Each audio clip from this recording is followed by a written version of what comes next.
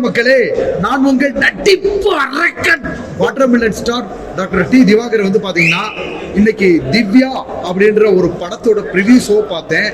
அது வந்து பாத்தீங்கன்னா யாரு இந்த படத்தை எடுத்தாங்க அப்படின்னு பாத்தீங்கன்னா ஆர்ஜேபி மீடியா இந்த இருக்காரு டைரக்டர். ஸோ மதுரைக்காரவங்க ஆணவ படுகொலை நடக்காம இருக்கிறதுக்காக ஒரு லவ் சப்ஜெக்ட் காதல் கதையை வச்சு இந்த படத்தை எடுத்திருக்காங்க. ஸோ இந்த ப்ரிவியூ ஷோ பிக் பாஸ்ல இருந்து வந்த உடனே நம்ம ஊருக்காரவங்களுக்கு நம்ம இந்த படத்தோட ப்ரிவியூ ஷோ பார்த்துட்டு அதுக்கு உண்டான சில சஜஷன்ஸையும் படம் எப்படி இருக்கு அப்படின்றதையும் நான் சொல்ல வந்தேன். ஸோ சமுதாயத்தில் ஒரு சீர்திருத்தங்கள் ஏற்படுத்துறதுக்காக ரொம்ப ரிஸ்க் எடுத்து இயற்கையாக நேச்சராக இந்த படம் பண்ணியிருந்தாங்க. ஆக்சுவலாக இந்த படத்தில் எனக்கு பிடிச்சதுன்னு பார்த்தீங்கன்னா கொஞ்சம் புரண்டு அழுது நடிச்சிருந்தாரு. ஸோ அந்த விஷயங்கள்லாம் பிடிச்சிருந்துச்சு. இந்த மாதிரி விஷயங்கள் நடக்கக்கூடாது, சமுதாயத்தில் ஒரு நல்ல சீர்திருத்தம் இருக்கணும் அப்படின்னு வந்து ஒரு செலக்ட் பண்ணி எடுத்திருக்காரு. ஸோ அதை பார்த்து எனக்கு ரொம்ப சந்தோஷமா இருக்கு. என்னோட வாழ்த்துக்கள் நடிப்பு அரக்கன் வாட்டர்மெலன் ஸ்டார் ஆர்ஜேபி மீடியாவுக்கும் திவ்யான்ற படத்துக்கும் என்னோட வாழ்த்துக்களை தெரிவிச்சுக்கிறேன். எல்லாம் புதுமுகங்களை போட்டு இந்த படம் பண்ணியிருக்காங்க. ஆக்சுவலாக வந்து பார்த்தீங்கன்னா நிறைய இப்போ இவரெல்லாம் வந்து பார்த்தீங்கன்னா ஹீரோ ஃப்ரெண்டாக பண்ணியிருந்தாங்க.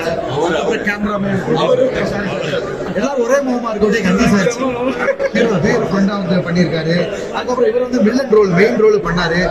ஸோ இவங்க எல்லாம் புது முகங்களாக இருந்தாங்க. ஃபர்ஸ்ட் எடுத்தோடனே நடிக்கிறப்ப ஒரு சிலருக்கு ஸ்ட்ரகிள் ஆவாங்க இல்லையா, அந்த ஸ்ட்ரகிள்லாம் இல்லாமல் நேச்சுரலாக இயற்கையாக, அதாவது ரொம்ப ரிஸ்க் எடுக்கல. அதாவது இந்த மாதிரி படங்கள்லாம் வந்து பார்த்தீங்கன்னா நல்லா கிளிக் ஆகும். ஆக்சுவலாக நீங்களே பார்த்துருப்பீங்க, நிறைய இன்வெஸ்ட் பண்ணி எடுக்கிறத விட சில விஷயங்கள் பட கதை நல்லா இருக்கு, நடிப்பு நல்லா இருந்தால் பக்குன்னு பிளாஸ்ட் ஆயிரும். ஸோ என்னோட மனமார்ந்த இந்த டீமுக்கு வந்து ஆர்ஜேபி மீடியாவுக்கு என்னோட மனமார்ந்த நன்றியை தெரிவிச்சுக்கிறேன். இந்த படம் வந்து பார்த்தீங்கன்னா வெற்றி சினிமாஸில் தான் ப்ரிவியூ ஷோ போட்டாங்க. வெற்றி சினிமாஸுக்கு தான் நான் வந்து கெஸ்ட்டாக வந்தேன். ஸோ வெற்றி சினிமாஸ் ஓனருக்கும் நம்ம மனமார்ந்த நன்றியை தெரிவிச்சுக்கிறோம். அதுக்கப்புறம் என்ன அப்படின்னு பார்த்தீங்கன்னா இப்போ லேட்டஸ்ட்டாக சசிகுமார் அண்ணே நந்தன் படம் எடுத்தார். ஸோ அந்த படம் பார்த்த மாதிரி எனக்கு ஒரு ஃபீலிங் இருந்துச்சு. சசி அண்ணே படம் இருக்கார் இல்லையா, டாக்டர் சசிகுமார் அண்ணனே எனக்கு ரொம்ப பிடிக்கும். அவரோட படம் மாதிரி இன்னும் இவங்க வந்து பல சமுதாய சீர்திருத்த படங்கள் எடுத்து மக்கள் மத்தியில் விழிப்புணர்வை ஏற்படுத்தணும் அப்படின்னு என்னோட மனமார்ந்த நன்றியை தெரிவிச்சுக்கிறேன். ஸோ இந்த படம் திவ்யா அப்படின்ற படம் ரிலீஸ் டேட்டை வந்து எதிர்பார்த்து நம்ம மக்கள் எதிர்பார்த்துக்கிட்டு இருக்காங்க. நானும் ரொம்ப ஆர்வத்தோடு எதிர்பார்க்குறேன். நான் இப்போ படம் பார்த்துட்டேன். ஸோ திரையரங்குகளில் வந்து பார்த்தீங்கன்னா இது நல்ல வெற்றி அடையணும் அப்படின்னு என்னோட மனமார்ந்த நன்றியை தெரிவிச்சுக்கிறேன். சார் பிக் பாஸ் எல்லாரும் நினைக்கிறாங்க ஸ்கிரிப்ட் ஈஸியா, எல்லாரும் வந்தோடனே சொல்றாங்க சார் வெயிட் லாஸ் ஆயிட்டாங்களே, உள்ள ரொம்ப டஃப் சார். எந்த ஸ்கிரிப்டும் கிடையாது. பிக் பாஸ் ஹவுஸ்க்குள்ள நாங்க உள்ள போயிட்டோம்னா எங்களை அடைச்சிருவாங்க. முழுக்க அங்க நடந்தது அனைத்துமே உண்மை. ஓகேங்களா, நிறைய ரிவ்யூவர் வந்து தவறான செய்திகளை பரப்பி கொண்டு இருக்கிறார்கள். உள்ளுக்குள்ள நாங்க போனோம், சாப்பாடுக்கு தட்டுப்பாடு, கேம்ஸுக்கு தட்டுப்பாடு. ஓகேங்களா, ஸோ அவங்க சொன்ன டாஸ்கை பண்ணிக்கிட்டே இருக்கும். ஒரு ஸ்கூல்ல படிச்சா கூட ஃப்ரீயா இருக்கும். ஓகேங்களா, இது வந்து பாத்தீங்கன்னா any time Bigg Boss voice வந்துகிட்டு இருக்கும். நிறைய விஷயங்களை கத்துக்கலாம், உலக அனுபவங்களை கத்துக்கலாம், வீட்டு வேலைகள் கத்துக்கிட்டாங்க. எனக்கு சுடுதண்ணி கூட வைக்க தெரியாது. பட் அங்க போய் காய்கறி கட் பண்றதுல இருந்து, பாத்திரம் கழுவுறதுல இருந்து, டாய்லெட் கழுவுறதுல இருந்து அனைத்து வேலைகளும் கத்துக்கிட்டோம். அது போக வந்து பாத்தீங்கன்னா வெவ்வேறு தரப்பு மக்களை ஒரே இடத்துல, வெவ்வேறு குணநலன்கள் உடைய மக்களை 20 பேர் ஒரு இடத்துல இருந்தா எப்படி இருக்கும் அப்படின்னு இயற்கையான உணவுகள், உணவு தட்டுப்பாடு, நம்ம எனி டைம் வேலை பார்த்துக்கிட்டே இருக்கணும். ஒரு வித்தியாசமான அனுபவமா இருந்துச்சு. பிக் பாஸ் என்பது ஸ்கிரிப்டே கிடையாது. நம்மளால வந்து பாத்தீங்கன்னா பிக் பாஸ் ஹவுஸ்குள்ள அடைச்சிட்டாங்கன்னா எந்தவித ஒரு சமூக ஊடகங்கள், வலைதளங்கள் யாரையுமே நம்ம பார்க்க முடியாது, எதுவுமே தெரியாது. ஒன்ஸ் பிக் பாஸ் ஹவுஸ்ல அடைச்சிட்டாங்கன்னா அங்க நடக்கும் அனைத்தும் உண்மையே, உள்ளே நடக்கும் விஷயங்கள் அனைத்தும் உண்மையே. உண்மைதாமா, பொதுமக்கள் மத்தியில ஒரு வெளியில நிறைய குழந்தைகள் அழுக ஆரம்பிச்சிட்டாங்கம்மா. இப்ப என்ன ஒரு விஷயம் தெரியுமா, நட்டிப்பு அரக்கன் இத பச்சை குழந்தையில இருந்து பெரிய ஆட்கள் முடிய பயங்கர வைரல் ஆச்சு. ஃபேமிலி ஆடியன்ஸ் ஃபுல்லா கேட்ச் பண்ணிட்டோம். ஸோ எனக்கு ரொம்ப சந்தோஷம். அதுவும் இல்லாமல் விஜய் டெலிவிஷன், ஜியோ ஹாட்ஸ்டாருமே நம்மளை வந்து பார்த்தீங்கன்னா செல்லப்பிள்ளையாக தான் வச்சுக்கிட்டாங்கம்மா. என்ன நடந்துச்சு அப்படின்னு தெரியல. எனிவே நம்மளை இவ்வளோ நாள் வச்சு அழகு பார்த்துருக்காங்களா, அதிகமாக ப்ரொமோவில் வந்திருக்கோம், நம்மளை அதிகமாக முகத்தை ஃபோக்கஸ் பண்ணியிருக்காங்க. ஷோவுலேயுமே வந்து உங்களுக்கு நல்லா ஜூம் வச்சுருக்காங்க. எல்லாமே வந்து பார்த்தீங்கன்னா மக்கள் மத்தியில் கொண்டு சேர்த்த விஜய் டெலிவிஷனோ ஜியோ ஹாட்ஸ்டாருக்கும் நன்றியை தெரிவிச்சுக்கிறோமா. அது இப்போதைக்கு சொல்ல முடியாதுமா, ஏன்னா முன்னாடியோட இப்போ கொஞ்சம் போட்டியாளர்கள்லாம் சுமாராக தான் இருக்காங்க. இன்னும் டைம் இருக்கு இல்லையா, 50 நாள் தான் இருக்கு, இன்னும் வைல்ட் கார்டுலாம் வேற இருக்கு. ஸோ யாராவது உள்ளுக்குள்ள போனாங்கன்னா கேம் மாறும். அதனால இப்போதைக்கு அதை எதிர்ப்பு தெரியலமா அந்த மதுரை மீனாட்சி தாய் பிக் பாஸ்ல நான் போவேன்னு நினைக்கல, அந்த மதுரை மீனாட்சி தாயோட அருள்னால உள்ள போயிட்டோம். ஸோ அதே அருள் திருப்பி மீனாட்சி தாயோட அருள் கிடைச்சிச்சுன்னா கண்டிப்பா நிறைய பேர் வந்து பாத்தீங்கன்னா ஸோ திருப்பி ஒரு போகணும் மக்கள் வந்து கோரிக்கையை வச்சுக்கிட்டு இருக்காங்க. அந்த கோரிக்கையை நிறைவேறினா நம்ம நல்லபடியாக பயன்படுத்திக்கிறோம். இந்த படம் வந்து ஆணவ படுகொலை சம்பந்தமான படம்.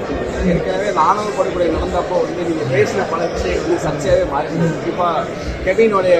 ஆமா ஆமா ஆமா சூப்பர் கொஸ்டின் கேட்டீங்க. சொல்லலாம் என்ன பண்ணிட்டாங்கன்னா ஆக்சுவலா என்ன மெட்டீரியல் எனக்கு தெரியாது, உள்ளுக்குள்ள போய் லவ் சப்ஜெக்டை மட்டும் தான் பேசினேன். அந்த சேனல் என்ன பண்ணாங்கன்னா ப்ரொமோல தப்பா போட்டு விட்டாங்க, உள்ளுக்குள்ள வந்து அந்த மேட்டர் எதுவுமே இல்லை. ஸோ அதனால தான் அந்த பிரச்சனை அமைச்சு. இவர் எதுவுமே தப்பா பேசல. ஆணவ படுகொலையை எந்த ஒரு மனிதருமே சப்போர்ட் பண்ண மாட்டாங்க, ஓகேங்களா? எந்த நபருமே சமுதாயத்தில் சப்போர்ட் பண்ண மாட்டாங்க. எனக்கு என்ன விஷயம்னே தெரியாது, போய் ஆன்சர் தான் பண்ணேன், ஓகேங்களா? ஆன்சருமே யாருக்கும் பாதிப்படையாம பண்ணேன். ப்ரொமோல நிறைய சேனல்மா, அதாவது நியூஸ் சேனல்ஸ் அந்த தப்பா பண்றது இல்லை. இந்த யூடியூப் செயலிகள் நிறைய பேர் என்ன பண்றாங்கன்னா ப்ரொமோல தவறான விஷயங்களை போட்டு உள்ளுக்குள்ள வீடியோ பார்க்க வச்சு நிறைய பேரை வந்து நற்பெயரை கெடுக்கிற மாதிரி பண்றாங்க. அதை பார்த்து ரொம்ப மனசு கஷ்டமா இருந்துச்சு. இப்போ இவரெல்லாம் வந்து பாத்தீங்கன்னா ரொம்ப சூப்பரா எடுத்திருந்தார். ஆணவ படுகொலையை வந்து லவ் சப்ஜெக்டா பண்ணி இந்த மாதிரி கருத்து சொல்ல வர்றவங்களையும் இந்த மாதிரி பண்றதுனால நல்ல பத்திரிகையாளர்களோட பேர் கெடுதுமா. அதை நினைச்சு எனக்கு ரொம்ப வருத்தமா இருக்கு. அதை யாருமே சப்போர்ட் பண்ண மாட்டாங்க. நம்ம மதுரையை பொறுத்த வரைக்கும் எப்படி தெரியுங்களா இருக்குங்க, எல்லாரும் தாயா பிள்ளையா பழகும். இப்ப நான் இருக்கேன், மதுரையில இருக்கேன், எங்க ஊர்ல எல்லாருமே அண்ணன் மையன், தம்பி மையன், சித்தப்பா மையன், அப்படிதான் நம்ம எல்லாரும் பழையிருப்போம். பாகுபாடு இல்லாம இருக்கும். பட் என்ன ரீசன், நம்ம வளர்ச்சி அடைய அடைய அடைய அனைவரோட கண்ணுமே நம்ம மேல இருக்கு. அப்ப வேணும்னு இதை திணிக்க ட்ரை பண்றாங்க. நிறைய இடங்களை நான் கோபப்பட்டு எந்திரிச்சு இருக்கிறேன். அதுக்கு என்ன எவிடன்ஸ் இருக்குன்னு கேட்டேன். என்ன எவிடன்ஸ் இருக்கு, ஏதாவது ஒரு வார்த்தை காட்டுங்கன்னு அப்படியே பேப்பர் முடிக்கிறாங்க. ஸோ நம்மளோட நற்பெயரை கெடுக்கிறதுக்காக புதூர்ல பிசியோதெரபி மருத்துவமா கிளினிக் வச்சிருக்கேன். கிளினிக் பக்கத்துல ஃபோர்ஸ் பண்ணி வீடியோ கேட்டிருக்காங்க. அப்புறம் அந்த மாதிரி பேசுனது தெரியலையே அப்படின்னு சொல்லியிருக்காங்க. ஸோ நிறைய யூடியூப் செயலிகள் நம்ம முகத்தை ஆர்வமா மக்கள் பார்க்கறாங்கன்றதுக்காக தவறுதலா செய்திகளை பரப்பிக்கிட்டு இருக்காங்கம்மா. நான் ஒரு பிசியோதெரபி மருத்துவர், அனைத்து மக்களுக்கும் ட்ரீட்மெண்ட் பண்ணிக்கிட்டு இருக்கோம். எல்லா ஏரியாவுக்கும் போய் சிகிச்சை அளிக்கிறோம். நம்ம வந்து ஒரு காமன் மேன். இந்த மாதிரி பண்றப்ப மனசுக்கு ரொம்ப வருத்தமாகவும் இதாகவும் இருக்குமா. ஆக்சுவலாமா ஒரு விஷயம் சொல்ல வரேன், நிறைய வதந்திகளை பத்தி பரப்பிக்கிட்டு வர்றாங்க. அதாவது நிறைய வதந்திகளை பரப்பிக்கிட்டு இருக்காங்க. நான் ஆக்சுவலா அந்த படத்துக்கு வந்திருக்கனால பர்சனல் மேட்டர் ஆமா படம் சரி ஓகே. நான் ஒரு விஷயத்துக்காக வந்திருக்கேன். ஸோ இந்த படத்தை பத்தி நல்லா பேசுவோம். படத்துல வந்து காஸ்டிங் எல்லாம் நல்லா பண்ணியிருக்காங்க. எல்லாம் கேமராமேன் சார் அங்கே இருக்கு. ஸோ டெக்னிக்கலுக்கு ஒரு பண்ணவங்க, கேமரா பின்னாடி பண்ணவங்க ரொம்ப சூப்பராக பண்ணியிருந்தாங்க. ரொம்ப சந்தோஷமா இருந்துச்சு, சூப்பராக இருந்துச்சு. ரொம்ப ரிஸ்க் எடுத்திருக்காங்க, சொல்லப்போனால் ரொம்ப ரிஸ்க் எடுத்திருக்காங்க. ஏன்னா சினிமா ஆரம்பிக்கிறதுன்றது எல்லாருக்கும் ஒரு புதுசாக ஒரு தொழில் தொடங்குற மாதிரி தான். என்னென்ன கஷ்டப்பட்டாங்கன்றல வீட்டை கட்டிப்பாரு, கல்யாணத்தை பண்ணிப்பாருன்ற மாதிரி இவங்க எவ்வளோ கஷ்டப்பட்டாங்க, எவ்வளோ முதலீடு போட்டாங்க, ஏன்னா எல்லாமே அவர் தான் பண்ணியிருக்காரு வேலை, புதுமுகங்களை வச்சு. ஸோ இந்த மாதிரி ஒரு டீமை எஸ்பெஷலி தென் மாவட்டத்தை சேர்ந்தவங்க இன்னும் சினிமா துறையில் வளரணும் அப்படின்றத நான் ரொம்ப ஆசைப்படுறேன், ஓகேங்களா? அதுலேயும் சமுதாய சீர்கேடு வராமல் இருக்கிறதுக்காக, ஆணவ படுகொலையை தடுக்கிறதுக்காகவும் இந்த மாதிரி விஷயங்களை இப்போ எத்தனை பேர் இந்த மாதிரி சப்ஜெக்ட் எடுக்கிறாங்க. இப்போ நிறைய பேர் வந்து பார்த்தீங்கன்னா சமுதாய சீர்கேடு படம் எடுக்கிறதே அளவு குறைஞ்சி போச்சு. அப்பப்போ சசிகுமார் அண்ணா அப்பப்போ லேசாக அந்த படம் எடுக்கிறாரு. அப்படி இருக்கிறப்ப அடுத்து வந்து பார்த்தீங்கன்னா சசி அண்ணனுக்கு அப்புறம் இவர் இந்த முயற்சி எடுத்துக்கிறது வந்து கண்டிப்பாக ஒரு விஸ்வரூப வெற்றி அடையணும். படம் கோரியோகிராஃப் எல்லாம் நல்லா இருந்துச்சு. அப்படி ஏதாவது சின்ன தவறுகள் இருந்தால் கண்டிப்பாக அவங்களுக்கே எடுத்தெடுப்புலேயே எல்லாருக்கும் எல்லாம் தெரிஞ்சிருந்தாரு. சின்ன தவறுகளை இப்போ நானே பிசியோதெரபி மருத்துவராக வந்த உடனே பெரிய ஆளாக வரலாங்க. ஒரு வருஷம் எனக்கு தேவைப்பட்டுச்சு. சின்ன தவறுகள் வரும், அதை திருத்திக்கிட்டே ஒரு வருஷம் அப்புறம் அப்படியே ஜாம்பவான மாறணும். அதே மாதிரி தான் அவங்களும் ரொம்ப கஷ்டப்பட்டு முதல் முறையாக அந்த படம் எடுத்திருக்காங்க. இன்னும் வர்ற காலங்களில் நான் நினைக்கிறேன் இவரோட டார்கெட் வந்து சமுதாய சீர்திருத்தம், இந்த மாதிரி ஒவ்வொரு விஷயமா ஒரு டார்கெட் பண்ணுவார்னு நினைக்கிறேன். இதுக்குன்னு ஒரு ஆடியன்ஸ் இருக்காங்க, இதை பார்க்கறதுக்குன்னு ஒரு ஆடியன்ஸ் இருக்காங்க, இதை ரசிக்கிறதுக்குன்னு ஒரு மக்கள் இருக்காங்க. ஸோ ஆர்ஜேபி மீடியாவுக்கும் அவங்க டைரக்ஷன் டீமுக்கும் டெக்னிக்கல் டீமுக்கும் என்னோட மனமார்ந்த வாழ்த்துக்களையும் நன்றியை தெரிவிச்சுக்கிறேன். ஸோ இந்த மாதிரி சமுதாய சீர்கேடு படங்களை வாங்க. அதாவது படத்துல எனக்கு பிடிச்ச விஷயம் என்னன்னா, ஒரு இடத்துல கூட ஆபாசம் இல்லை, ஓகேங்களா? ஆபாசம் இல்லை, சென்சார்லாம் கரெக்டாக பண்ணியிருந்தாங்க. அதே மாதிரி வந்து பார்த்தீங்கன்னா அதான் ஆபாசம் இல்லைனால எல்லாமே அடங்கிருச்சு, நல்லா இருக்கு. குடும்பத்துடன் பார்க்க வேண்டியதாக இருந்துச்சு. குழந்தைங்கள்லேருந்து பெரியவங்க முடிய ஒரு குடும்பத்துடன் பார்க்குற மாதிரி இருந்துச்சு. அது எனக்கு ரொம்ப பிடிச்சிருந்துச்சு, ஓகேங்களா? ஸோ அது ரொம்ப பிடிச்சிருந்துச்சு. ஃபேமிலி ஆடியன்ஸை கேட்ச் பண்ணுவாங்க. ஸோ இவங்களோட டீம் வந்து இன்னும் நல்லா வளர்ச்சி அடையணும்னு என்னோட மனமார்ந்த நன்றி.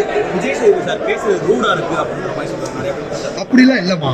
பிகாஸை பொறுத்த வரைக்கும் விஜய் சேதுபதி சார் யாருக்குமே பாரபட்சம் இல்லாம தான் பேசுவார். இப்ப நானே திட்டு வாங்கியிருக்கேன். நிறைய மக்கள் என்ன சொல்றாங்கன்னா, விஜய் சேதுபதி சார் திட்டுறதும் திவாகர் திட்டு வாங்குறதும் பிரின்சிபல் ஸ்டூடெண்ட் மாதிரி எங்களுக்கு பாக்குறதுக்கு நல்ல ஜாலியா இருக்குன்னாங்க. அவர் வந்து எல்லாரையும் சரிசமமா தான் விஜய் சேதுபதி சார் திட்டுறாரு. பர்டிகுலரா யாரையும் பண்ண மாட்டாரு. அவங்க வேலையே வந்து பாத்தீங்கன்னா பாரபட்சம் இல்லாம இருப்பாரு.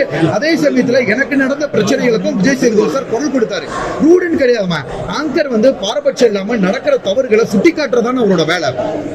ஒரு வீட்டுல இருக்கோம், எல்லாரும் இருக்கோம், நாங்க பண்ற தவறுகளை சுட்டி காட்ட வேண்டியது சாரோட கடமை. அதுதான் வந்து பிக் பாஸ் ஹவுஸ்ல நடந்தே தவிர விஜய் சேதுபதி சார் எந்த ஒரு இடத்துல யாரையும் ரூடா பேசவே இல்லை.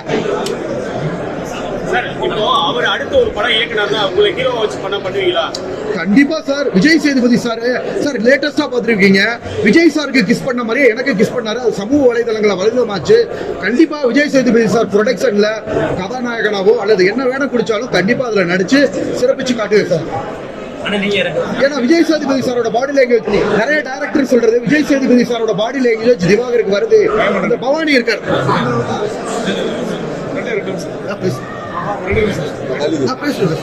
சார் பேசுறேன் சார். அப்புறம்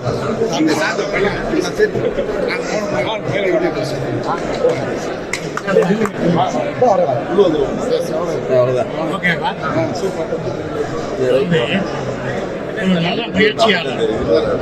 கதையில் பழமை இருந்தாலும் கூட ஒரு புதுமையான விஷயங்களை ஒரு சிலரை ஏற்படுத்தியுள்ளார். இது அறிவுக்கு எட்டிய வரை இதை பார்த்துவிட்டு எப்படி பயன்படுத்த வேண்டும், அது எது மாதிரி நாம் சிந்திக்கணுமோ நம்மளுடைய சிந்தனையை பொறுத்து இந்த படத்தினுடைய விடை கிடைக்கும். அதை நாம் தெரிந்து கொள்ள வேண்டும். ஒரு புதுமை, கதை பழமை இருந்தாலும் கூட அவருடைய முயற்சி நிச்சயமாக வெற்றி பெறும்.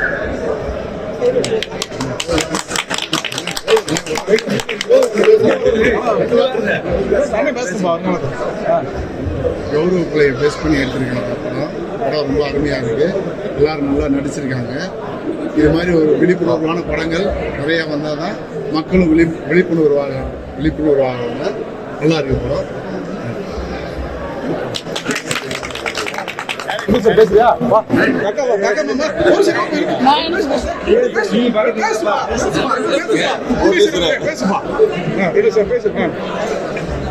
எல்லாருக்கும் வணக்கம். இந்த படம் எடுக்கிறதுக்கு ரொம்ப கஷ்டப்பட்டுருக்கோம். நாங்கள் நட்டு பணம் காசு எல்லாம் போட்டு ரொம்ப வருத்தப்பட்டு கஷ்டப்பட்டு எடுத்தோம். தம்பி வந்து இந்த படத்தை சினிமா சினிமா சினிமா சினிமா ஒரே எய்மில் இருந்துச்சு. சரி உனக்கு சினிமா தானே, சரி எடுத்துக்க அப்படின்ட்டு இருக்கிற தாலி கொடி நகை எல்லாமே விற்று படத்தை எடுக்க வச்சாச்சு. எடுத்த பிறகு ரிலீஸ் பண்ணுறதுக்கு ரொம்ப கஷ்டப்பட்டோம். அது இந்த வெற்றி தேட்டரு ஓனர் அண்ணே, அது சாமியில் கடவுள், அவர் நினச்சதுனால தான் எங்கள் வந்து ஓட்ட முடிஞ்சிச்சு. ரெண்டாவது சினிமா சினிமா அப்படின்னு சொல்லி போயிட்டுருக்க தம்பியெல்லாம் டக்குன்னு நம்ம பொண்ணை கட்டி கொடுத்துருவோம். ஜெயிச்சுட்டு வந்து பொண்ணை கட்டினா நம்ம கவலையெல்லாம் வந்துக்கலாம். இல்லைன்னா நம்மளும் சினிமா சினிமான்னு அடையிற மாதிரி இருக்குது. இருந்தாலும் என் தம்பியினுடைய நடிப்பு, இந்த வேதனை கவலை எல்லாமே சொல்ல முடியாது. எல்லாமே இயற்கையாகவே பண்ணது. ஆமாம், இந்த படத்துக்கு எல்லாம் சேர்ந்து ஆதரவு கொடுக்கணும். அவங்க பொண்ணு கட்டி கொடுத்தீங்க, தம்பி அடுத்து பொண்ணு கட்டி கொடுத்தீங்க. இதுக்கு ஆதரவு எல்லாரும் கொடுக்கணும். எனக்கு ஜெயிக்கணும், தம்பி ஜெயிக்கணும்.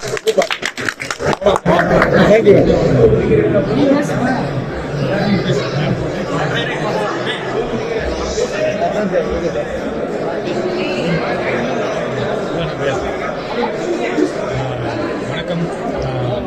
திவ்யா படத்துடைய இயக்குனர் ராஜ்யபி நிறையா கஷ்டப்பட்டு இந்த படத்தை எடுத்து நிறையா ரிவ்யூஸ் வரைக்கும் வந்திருக்கேன். படம் வந்து ஆரம்பித்ததுலேருந்தே ஒரு மிகப்பெரிய போராட்டத்தை வந்து ஷூட்டிங்லேயே இந்த படம் ஷூட்டிங் போயிட்டு இருக்கும்போதே நாங்கள் விஷயமூர்த்தி சுற்றி வட்டார பகுதியில் தான் ஷூட் பண்ணோம். அந்த ஷூட்டிங் நடந்துகிட்டே இருக்கும்போது வந்து அங்கே இருக்கிற மக்கள் அதை பார்த்துட்டு என்ன இப்படிலாம் படம் இருக்கிறீங்க, ஏன்னா இந்த மாதிரிலாம் டைலாக் பேசுறீங்க அப்படின்லாம் பிரச்சனை பண்ணுச்சு. நாங்கள் கொஞ்சம் வாயை அசைக்காமல் டைலாக்கே பேசுறதுனா ஷூட் பண்ணி அதுக்கப்புறம் டப்பிங்கில் அதை பண்ணோம். ஒரு ஏரியாவில் அதே திவ்யா அப்படிங்கிற ஒரு பொண்ணு அந்த ஏரியாவில் இருந்திருக்காங்க, எனக்கு தெரியாது. அந்த பொண்ணு ஒரு ஆட்களை கூப்பிட்டு வந்துட்டாங்க, இந்த படம் வந்து நீங்கள் என்னுடைய கதையை எடுக்கிறீங்க, என்னுடைய கதையை வச்சு பெரிய பிரச்சனை, என்னை வந்து வெளியே காமிச்சு அசிங்கப்படுறீங்க, அவங்களுக்கு பெரிய பிரச்சனை ஆயிடுச்சு. அவங்கள சமாதானப்படுத்தி இல்லைம்மா அந்த கதை இல்லை அப்படின்னு அவங்க அனுப்பிச்சுட்டோம். ஸோ இதெல்லாம் கடந்து நம்ம ஷூட்டிங்கெல்லாம் ஒரு வழியாக முடிச்சுட்டு போஸ்ட் ப்ரொடக்ஷன் போகும்போது இங்கே ஒரு பெரிய போராட்டமாகவே இருக்குது. ஏன்னா இந்த ஒரு இருக்கிற காசு எல்லாத்தையுமே வந்து ஷூட்டிங்கே போட்டோம், ஷூட்டிங் எல்லாமே காசு போட்டோம். அதுக்கப்புறம் எந்த ஒரு காசு இல்லை. போஸ்ட் ப்ரொடக்ஷன் சென்னையில் போய் உட்காந்துருக்கோம், கையில் வந்து படம் இல்லை, ஃபுட்டேஜ் இருக்குது, ஆனால் காசு இல்லை. அம்மா உணவகத்தில் சாப்பிட்டு போய் ஒவ்வொருத்தருக்காக போய் இது எப்படியாவது எனக்கு டிஏ பண்ணுங்க, எனக்கு எப்படியாவது இதை வந்து எஃபெக்ட்ஸ் பண்ணி கொடுங்க, மியூசிக் பண்ணி கொடுங்க அப்படின்னு சொல்லி ஒவ்வொருத்தரையாக கேட்டு இது பல பேருடைய உழைப்பில் இது வந்திருக்கு.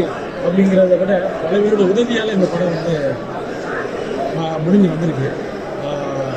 இப்போ ஒரு வழியாக அந்த போஸ்ட் ப்ரொடக்ஷன் முடிச்சு ஃபஸ்ட் காப்பி எடுத்துகிட்டு நம்ம என்ன படம் எடுத்து முடிச்சதுக்கப்புறம் எப்படி அசுந்தரா இருக்கிற வாய்ப்பு தேடி அலையும் போது எப்படி சென்னையில் கோணம்பாக்கத்தில் தெருவா தேடி அலைஞ்சிட்டு இருந்தோமோ அதே மாதிரி தான் இருக்குது. படம் எடுத்ததுக்கப்புறம் படத்தை கையில் வச்சுக்கிட்டு படத்தை ரிலீஸ் பண்ணுறதுக்கு தெருவா அலையிற மாதிரி தான் இன்றைக்கி சூழ்நிலை இருக்குது. ஒவ்வொரு பெரிய பெரிய ப்ரொடியூசரோ பெரிய பெரிய டிஸ்ட்ரிபியூட்டரோ நம்ம அந்த படத்தை எடுத்து கொண்டு போகும்போது 10 or 11 தான் நிற்கிறோம்.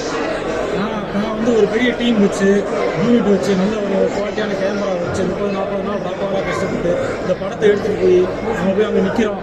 நம்ம வரிசையிலே இன்னொருத்தர் நிற்கிறாரு, அவர் ஒரு செல்ஃபோனில் சும்மா ஒரு படம்னு சொல்லி எடுத்துகிட்டு வராரு, அவரே லேப்டாப்பில் எடிட் பண்ணிக்கிறாரு. கண்டென்ட் ஒரு வகையாக நல்லா இருந்தாலும் தேட்டருக்கு வரும்போது அதுக்கேற்ற குவாலிட்டியாக இருக்கும். அவங்களும் வர்றாங்க, நானும் நிற்கிறேன். இப்படி நிறைய படங்கள் நிற்கும் போது அதில் நம்ம தனிப்படுத்தி காமிக்கிறதுக்கே ஒரு பெரிய போராட்டமாக இருக்குது.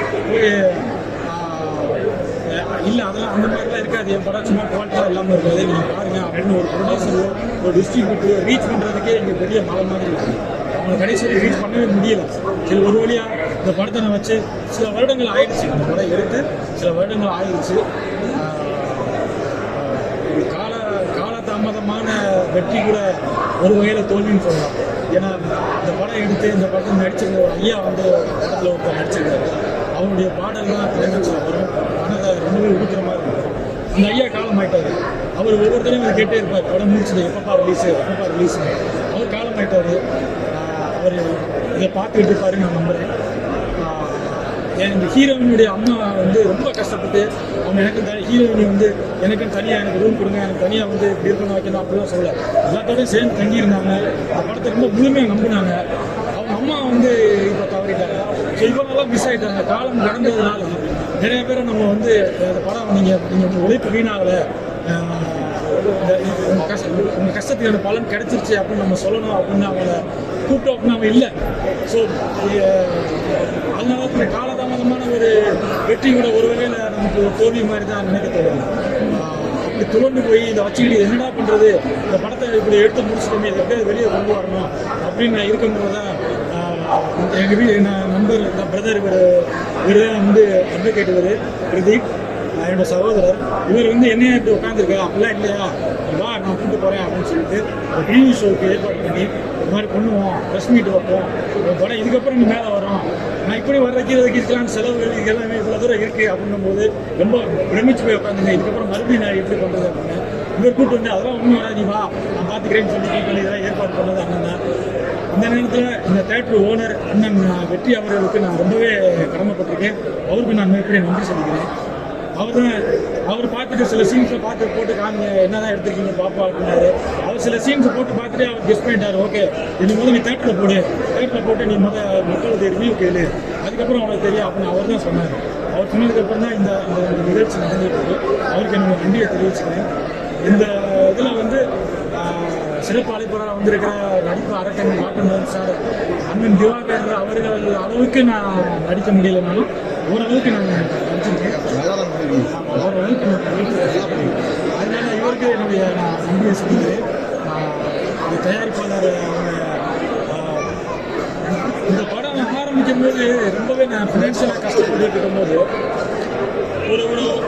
ஒரு பகுதியை கொண்டு வந்து என் கையில் இருந்தாங்க அப்படின்னு சொல்லி கொடுத்து வாங்கினே நம்ம போய் படம் ஷூட் பண்ணுவோம், என்ன வேணும் உங்களுக்கு படம் தானே எடுக்கணும் அப்படின்னு வாங்கன்னு சொல்லி கொடுத்து வந்தது என் தம்பி. என் தம்பி வந்து சஃபிக்கு. இவன் இல்லைன்னா இந்த படமே நடந்திருக்காது. நான் ஆஃபீஸ்லாம் போட்டு உட்காந்து படத்தை வந்து இன்னும் ஒரு வாரத்தில் ஷூட்டிங் இருக்குது, என் கையில் ஃபண்டு கொஞ்சம் தான் இருக்குது, அதை வச்சு நான் எப்படி போகிறது என்ன பண்ணுறோம் அப்படின்னு சொல்லி யோசிச்சுட்டு இருக்கும்போது இன்னும் 2 நாளில் ஷூட்டிங், இன்றைக்கி நம்ம எதுவுமே முடியல அப்படின்னா இன்றைக்கி கேன்சல் பண்ணி ஆஃபீஸை வந்து க்ளோஸ் பண்ணியிருக்கோம் அப்படின்னு இருந்த சூழ்நிலையில் அன்றைக்கி லாஸ்ட் மினிட்ல அவர் வந்து இல்லை வாங்க நம்ம ஷூட்டிங் போவோம்னு சொல்லி இவர் தான் இந்த படத்தை வந்து டேக் ஆஃப் பண்ணி கொண்டு போக வச்சார். இந்த படம் வந்து தம்பிக்கு நான் பெரிய பேர் நம்ப தெரிவிச்சேன். அண்ணன் பாலு இவர் தான் மேனேஜராக இருந்தார், எல்லாத்தையும் அரேஞ்ச் பண்ணி இதெல்லாம் ஒர்க் பண்ணி கொடுத்தாரு. இவருக்கு என்னோட நன்றி. இவர் வந்து படத்தினுடைய வில்லன் ரொம்ப நேரில் பார்க்கும்போது காமெடியாக இருக்கும், பேசும்போது சிரிப்பலையில் ஏற்படுத்துவது, படத்தில் ரொம்ப கொடூரமான வில்லன் ஆரம்பிச்சிருக்காரு.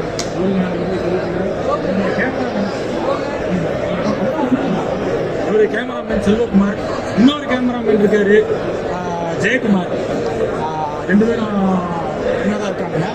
இந்த படம் ஷூட்டிங் நடக்கும்போது ஒரு சம்பவம் நடந்துச்சு. நான் அங்கங்கே சில குறியீடுகள்லாம் வச்சுருந்தேன். அப்போ வந்து என்னுடைய முதல் கேமராமேன் என்ன பண்ணிட்டாரு, படத்தை அப்படியே ஷூட்டிங் நிப்பாட்டிட்டார். என்ன நிப்பாட்டி வெளியே போயிட்டார் அவர் பாட்டுக்கு ஷூட்டிங் ஸ்பாட்டுன்ட்டு. என்ன எங்கே போனீங்க அப்படின்னு கேட்டேன். இல்லை இதெல்லாம் நீங்கள் எடுக்கக்கூடாது, என்ன இப்படி நீங்கள் அங்கே ஒரு குறியீடு வைக்கிறீங்க, இங்கே ஒரு குறியீடு வைக்கிறீங்க, இதெல்லாம் பார்த்தா என் ஆஃபீஸ் அடித்து முடிக்கிடுவாங்க, மக்கள்லாம் என்கிட்ட சண்டைக்கு வந்துடுவாங்க அப்படின்னு சொல்லி அவர் வந்து கோச்சிக்கிட்டு போயிட்டாரு. அப்புறம் அவர் இல்லைங்க அப்படிலாம் வராது, எதையுமே நம்ம வந்து யாருமே காயப்படுத்துகிற மாதிரி இதில் சொல்லலை, அதனால் அப்படின்னு சொல்லி அவர் சமாதானப்படுத்தி கூப்பிட்டு வந்தோம். இந்த நேரத்தில் அவருக்கும் நான் நன்றி சொல்லிக்கிறேன். ஏன்னா அவர் தான் எனக்கு வந்து லைட்ஸு யூனிட்டு எல்லாமே ஃப்ரீயாக கொடுத்துருக்காரு. இதுவரை ஒரு ரூபாய் வாங்கலை. ஜெயக்குமார் அவர்களுக்கும் செல்வகுமார் அவர்களுக்கும் இந்த நன்றியை நான் தெரிவிச்சுக்கிறேன்.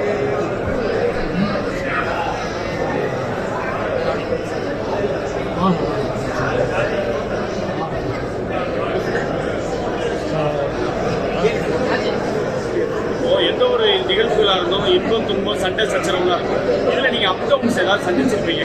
நீண்ட காலத்துக்கு பிறகு ஒரு போராட்டத்துக்கு பிறகு இப்போ திரைக்கு கொண்டு வந்திருக்கீங்க. அந்த அனுபவம் குடும்ப ரீதியாக நண்பர்கள் ரீதியாக எப்படி எதிர்பார்த்தாங்க, திரைக்கு இப்போ பார்த்ததுக்கப்புறம் இங்கெல்லாம் வரும்போது உங்கள் குடும்ப உறுப்பினர்கள் எப்படி பார்க்குறாங்க?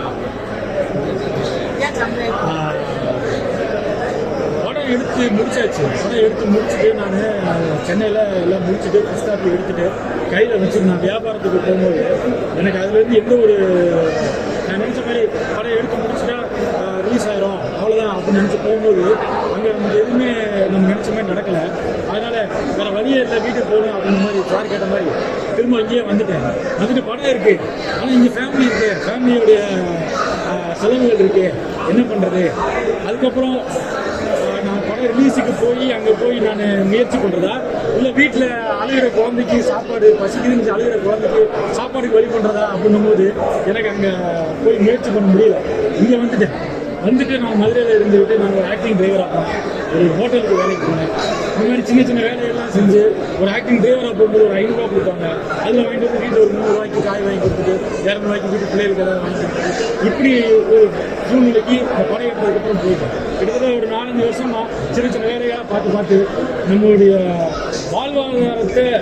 வாழ்வாதாரத்தை பார்த்துக்கிறதே வந்து மிகப்பெரிய ஒரு போராட்டமாக இருக்குது. அதெல்லாம் சந்திச்சுட்டு தான் முதல்ல நான் முடிவு பண்ணது, சரி படம் இருக்கட்டும், இவ்வளவு காலம் ஆனதுக்கு ஒரு காரணமும் இந்த ஃபினான்சியலாக கொஞ்சம் ஏதாவது ஒரு வருமானம் வீட்டுக்கு நான் இல்லைனாலும் ஏதாவது ஒரு 10,000 20,000 வீட்டுக்கு கிடைக்கணும் அப்படின்னு நினச்சி போராடுறதுக்கே இந்த சில காலங்கள் ஆயிடுச்சு.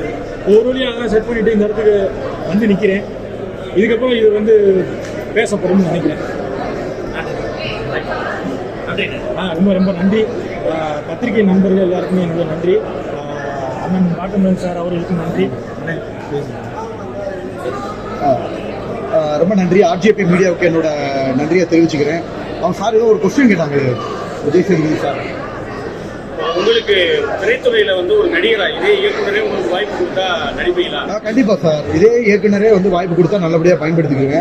நீங்கள் கேட்டீங்க விஜய் சேதுபதி சார் அவரோட ப்ரொடக்ஷன்ல இருந்து அழைப்பு வந்தாலும் கண்டிப்பாக அதுக்கும் எதிர்காலத்தில் வாய்ப்புகள் இருக்குது சார். ஏன்னா பர்சனலாக வந்து விஜய் சேதுபதி சாருக்கு எனக்கு ரொம்ப பிடிக்கும். ஸோ எதிர்காலத்தில் அந்த மாதிரி ஒரு வாய்ப்புகள் வந்தாலும் கண்டிப்பாக அதை நான் பயன்படுத்துவேன் சார். அதில் பொதுமக்கள் சொன்ன விஷயம் என்னன்னா, அவரோட பவானி கேரக்டர் இருக்கு பாருங்க, எனக்கு ஒரு ஆசை சார். விஜய் சாருக்கு பவானி அவர் வந்த மாதிரி பவானிக்கே ஒரு பவானி வரணும் அப்படின்றது என்னோட ஆசை. அது சார்கிட்டவே நான் ஓப்பனாக சொல்லியிருக்கேன். சார் உங்கள் பாடியில் எனக்கு நல்லா வருது, ஸோ அடுத்த பவானியா விஜய் சேதுபதி சார் உருவெடுக்கணும். ஏன்னா மாஸ்டர் படத்தில் விஜய் சாரை விட வந்து பார்த்தீங்கன்னா அந்த பவானி கேரக்டர் பயங்கர வைரல் ஆச்சு, பயங்கரமாக இன்னும் அந்த தீ மியூசிக்லேருந்து வந்துச்சு. ஸோ அந்த மாதிரி அடுத்த பவானியா உருவெடுத்து நிறைய பாடி லாங்குவேஜுமே விஜய் சேதுபதி சார் மாதிரி இருக்கு. நிறைய மக்களோட கருத்து தான் சார், நானா இண்டிவிஜுவலாக சொன்னதில்லை. ஏன்னா நான் யாரையுமே கம்பேர் பண்ண மாட்டேன், நம்மளுக்குன்னு ஒரு இது இருக்கு.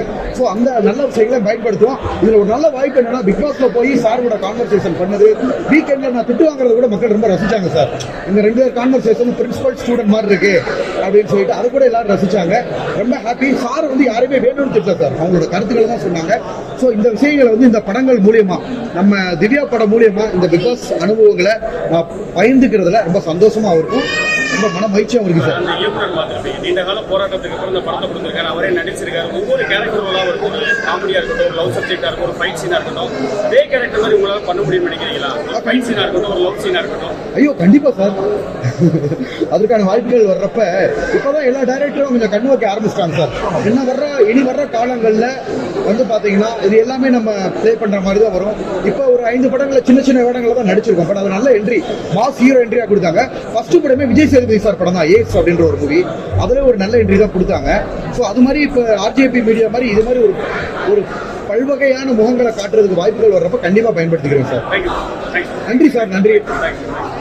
மதுரை மக்களுக்கு என்னோட நன்றி. ஸோ நம்ம மதுரை மண்ணிலிருந்து இவ்வளோ தூரம் போய் வந்தது, அதே மாதிரி நம்ம மதுரை மண்ணிலிருந்து ஒரு படம் எடுத்து யங்ஸ்டர்ஸ் எல்லாம் சேர்ந்து பண்றாங்க. ஸோ என்னோட நல்வாழ்த்துக்களை தெரிவிச்சுக்கிறேன்.